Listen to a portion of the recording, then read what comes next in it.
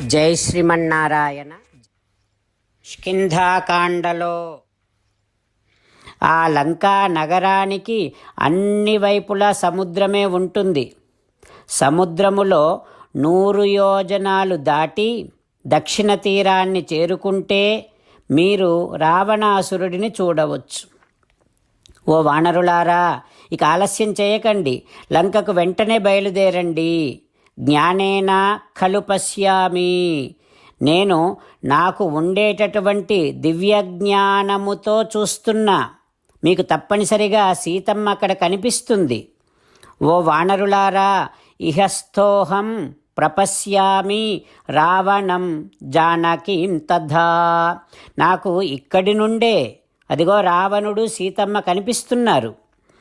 నాకు గరుత్మంతునిలాగా దివ్య దృష్టి ఉంది. ఎందుకంటే కనీసము 100 యోజనముల దూరం వరకు చూడగలగటం అనేటటువంటిది మా జాతికి ఉండే స్వభావం. మేము తీసుకునేటటువంటి ఆహారము కూడా మాకు అట్లాంటి బలాన్ని, దివ్య దృష్టిని ఇస్తాయి.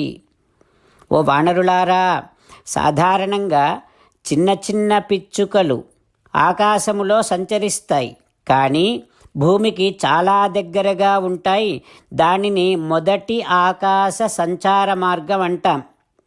ఇక కాకులు అట్లాంటివన్నీ కూడా 2వ ఆకాశ సంచార మార్గములో ప్రయాణం చేస్తాయి.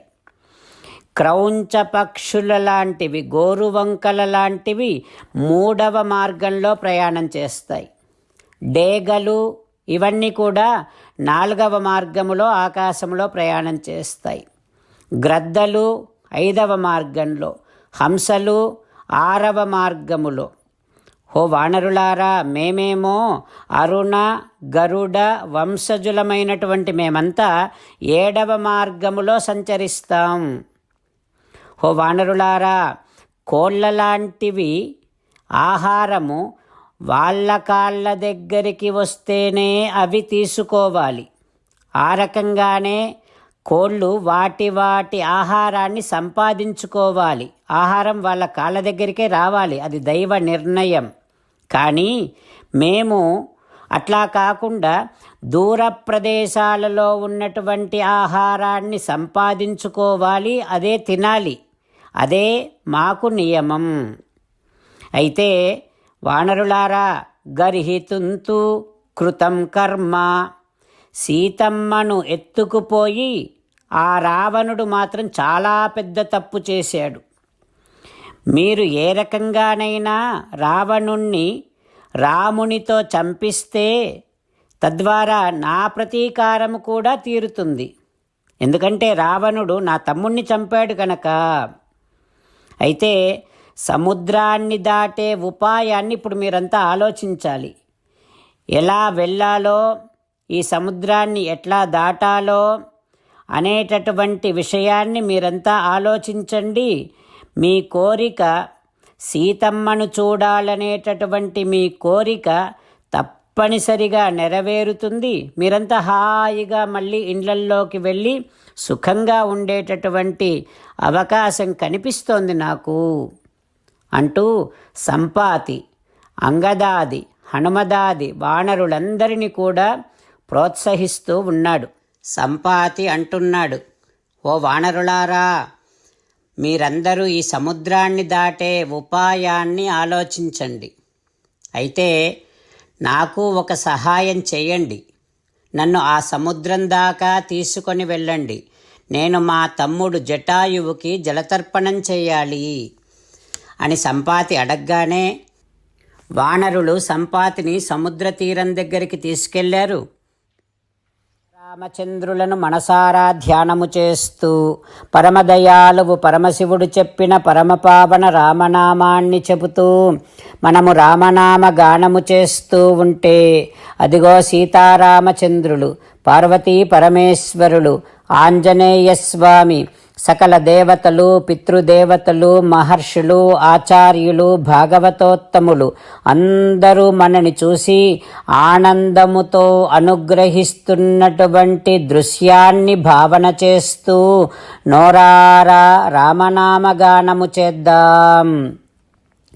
రామ రామ దశరథ రామ, రామ రామ దశరథ రామ, హే హే రాజా రామ, హే హే రాజా రామ, హే హే సీతారామ, హే హే సీతారామ. జై శ్రీమన్నారాయణ. భక్తులకు ప్రత్యేకమైనటువంటి విజ్ఞాపన.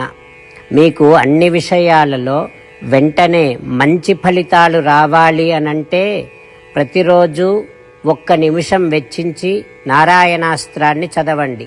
ఇక మీకు తిరిగే ఉండదు. నారాయణాస్త్రాన్ని పొందడానికి మీరేం చేయాలంటే నారాయణాస్త్రం అనే వెబ్సైట్కి వెళ్ళి మీ పేరు, మీ ఈమెయిల్ ఇస్తే మీ ఈమెయిల్కి నారాయణాస్త్రం PDF వస్తుంది. అందులో ఒక రామాయణ శ్లోకం, ఒక గీతా శ్లోకం, ఒక విష్ణునామం ఉంటాయి. ఆ మూడింటిని కలిపి నారాయణాస్త్రం అంటాం. ప్రతి ఒక్కరికి వేరువేరు శ్లోకాలను ఇస్తున్నాం. ఆ రకంగా ఎవరి శ్లోకాన్ని వారు ప్రతిరోజు తప్పనిసరిగా చదవటం వలన ప్రతిరోజు ప్రతి 24,000 భక్తులతో ఒకసారి సంపూర్ణ రామాయణ పారాయణ, 33 సార్లు శ్రీమద్ భగవద్గీత పారాయణ, 24 సార్లు శ్రీ విష్ణు సహస్రనామ స్తోత్ర పారాయణ జరుగుతుంది. ప్రతి ఒక్కరికి అంతటి విశేష ఫలితము ప్రతిరోజు లభిస్తుంది. అందుకని మీరు, మీ కుటుంబ సభ్యులు అందరూ ఒక్కొక్కరు ఒక్కొక్క నారాయణాస్త్రాన్ని వెంటనే పొందండి. జై శ్రీమన్నారాయణ. శ్రీమద్ భగవద్గీత సారాంశముగా 18వ అధ్యాయములో 65 నుంచి 69 శ్లోకముల ద్వారా శ్రీకృష్ణ భగవానుడు మనందరినీ ఒక 8 పనులు చేయమని చెబుతూ పరమాత్మ ఈ రకంగా అంటూ ఉన్నాడు. ఎవరెవరైతే నేను చెప్పిన ఈ 8 పనులు చేస్తారో వారందరూ నాకు చాలా ఇష్టమైన వారవుతారు. అప్పుడు వారిని నేను సకల పాపముల నుండి, సకల దుఃఖముల నుండి విముక్తులను చేసి నా అంతటి వారిగా చేసుకుంటా, తరగని ఆనందాన్ని అనుభవింపచేస్తా. నిజమే చెబుతున్నా, ప్రమాణము చేసి చెబుతున్నా అంటూ సాక్షాత్తుగా దేవదేవుడైన శ్రీమన్నారాయణుడైన శ్రీకృష్ణ భగవానుడే మనను ఈ 8 పనులు చేయమని చెబుతూ ఉన్నాడు కనుక, హో శ్రీమన్నారాయణ, కరిష్యే వచనం తవ, తప్పకుండా చేస్తా, నువ్వు చెప్పినట్టే చేస్తా అంటూ మనం ప్రతిరోజు దేవదేవుడైన శ్రీమన్నారాయణుడికి ఈ రకంగా మాట ఇద్దాం. హో శ్రీమన్నారాయణ, నువ్వు చెప్పినట్టే నేను నిన్నే సంతతము ధ్యానము చేస్తూ ఉంటా. హో శ్రీమన్నారాయణ, నువ్వు చెప్పినట్టే నేను నీ భక్తుడిగానే ఉంటా. హో శ్రీమన్నారాయణ, నువ్వు చెయ్యమన్నట్టే నేను నా విధులను, కర్తవ్యాలను నీ సేవగా, నీ తృప్తి కోసమనే సక్రమంగా నిర్వర్తిస్తూ ఉంటా. హో శ్రీమన్నారాయణ, నువ్వు చెప్పినట్టే నేను నీవాడిని అనే మహావిశ్వాసాన్ని సంతతము కలిగి ఉంటూ నా హృదయములో నీకే నమస్కరిస్తూ ఉంటా. హో శ్రీమన్నారాయణ, మామేకం శరణం వ్రజ, నన్నొక్కడిని మాత్రమే శరణు వేడుకో అని నువ్వే అన్నావు కనుక నేను నిన్ను ఒక్కడిని మాత్రమే శరణు వేడుకుంటా.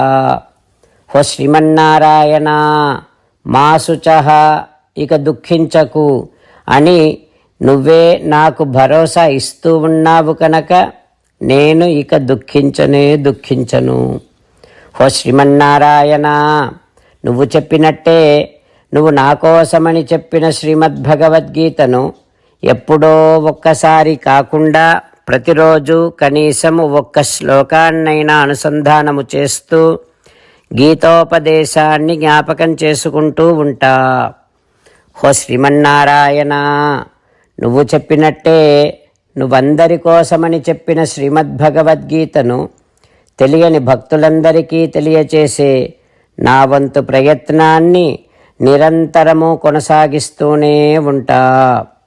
ఓ శ్రీమన్నారాయణ, నేను నువ్వు చెప్పినట్టే చేస్తా, నీకు నచ్చినట్టే ప్రవర్తిస్తా, నీకోసమే పని చేస్తూ ఉంటా. కరిష్యే వచనం తవ. సర్వం శ్రీకృష్ణార్పణమస్తు. జై శ్రీమన్నారాయణ.